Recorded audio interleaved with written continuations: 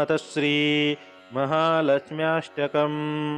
इन्द्र उवाच नमस्तेस्तु महामाये श्रीपीठे सुरपूजिते शङ्खचक्रगदाहस्ते महालक्ष्मी नमोऽस्तुते।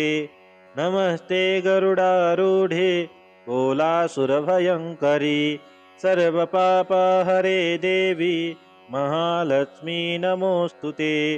सर्वज्ञे सर्ववरदे सर्वदुष्टभयङ्करी सर्वदुःखहरे देवी महालक्ष्मी नमोऽस्तुते।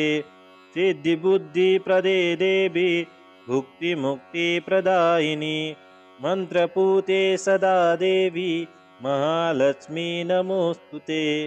आद्यन्तरहिते देवी आद्यशक्ति महेश्वरी योगजे योगसम्भूते महालक्ष्मी नमोऽस्तुते। स्थूलसूक्ष्म महारौद्रे महाशक्ति महोदरे महापापहरे देवी महालक्ष्मी नमोऽस्तुते।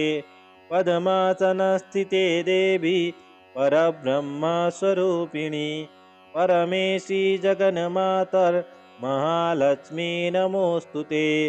श्वेताम्बरधरे देवी नानालङ्कारभूषिते जगत्स्थिते जगन्मातर् महालक्ष्मी नमोऽस्तुते।